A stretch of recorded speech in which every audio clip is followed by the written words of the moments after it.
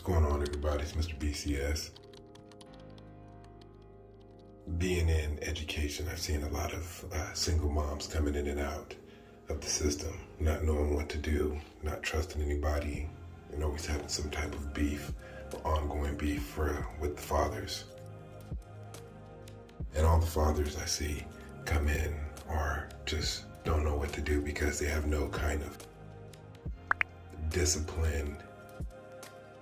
And so they're left with the ramifications of a suspension or of getting kicked out of school. And so I decided to make this video to help decrease behaviors that I constantly see with kids. Now understand something, moms, whether you decided to have a divorce, whether you've never been married, or whether you decided to have the kids and you're single, fact is, and the reality is that you are the mom and the dad in this picture. Now I'm only talking to the single ladies that don't have a man and they're raising these young kids, young men and these young ladies, and growing up in this modern era.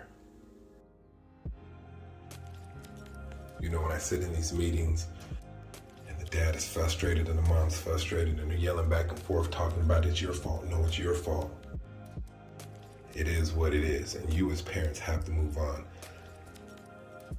And so the kid understood and picked up on it and started to manipulate each parent, especially when you have a parent that shares custody. It's really tough. I know, I went through it. So you have to understand that if they have a bond with the dad at some point and then you decide to leave or break apart that relationship that was done, that right there was trauma. If you're gonna play both parents, the mom and the dad, then you have to be firm. Second, you need to develop a plan. What behavior do you want to tackle first? If it's not going to school, then I need to figure out what I need to do to get them to go to school, which I'll have a video for that too. If you're gonna implement this, you have to go all in, 100%, whatever it takes, because that's the only way you're gonna change it. You have to make changes as well.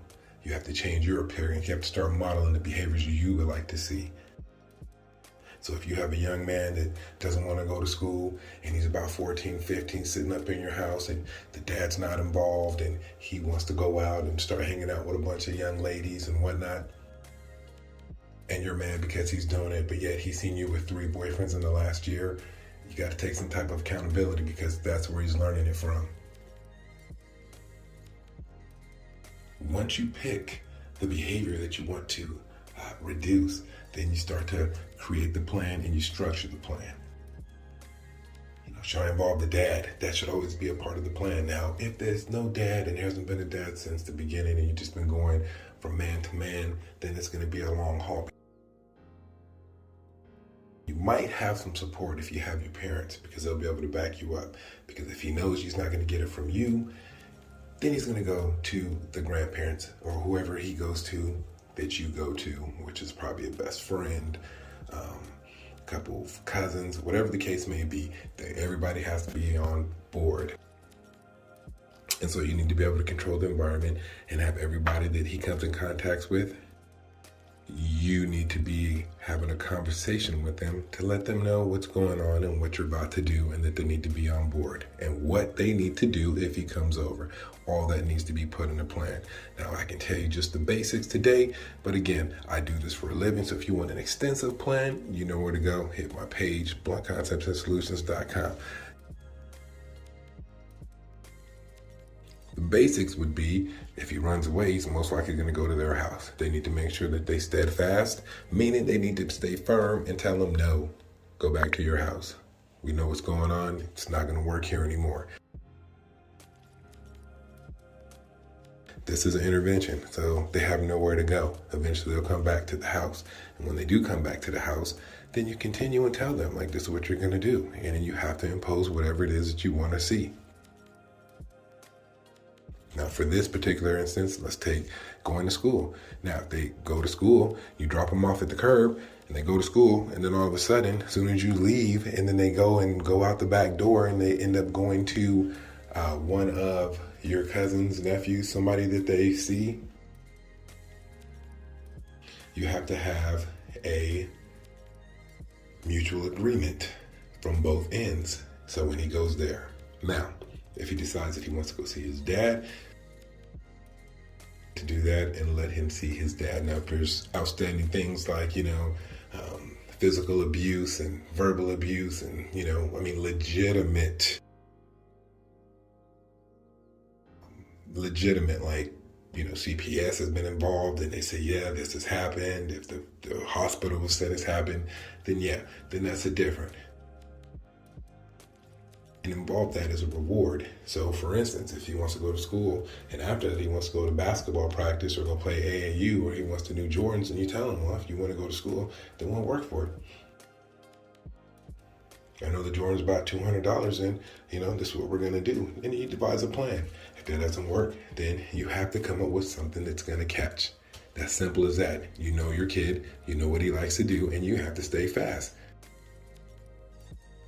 It depends on how long this behavior has lasted. If it's been like this since the second grade, it's going to take a while.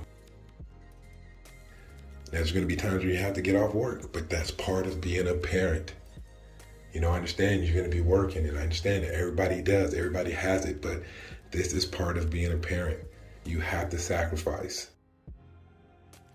You will be tested, and that's when you have to continue to set firm limits and expectations. Let's say 6 to 8 months have passed and you've seen a different outcome, then you start to, and during that, again, you have to have some type of reward. You can't just wait until 9 months and say, hey, you've been doing a great job.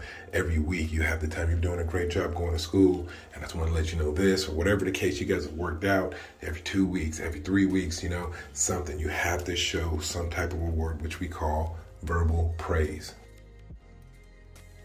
In the end, once you get the result that you want and he's continuing going to school, then you begin to give him those Jordans that he wants. Not when he wants them, but when you want to give them to him because you've seen enough progress. Now, make sure that you continue to praise this person for what they've accomplished. Let me know what you think. Smash that like button and subscribe now.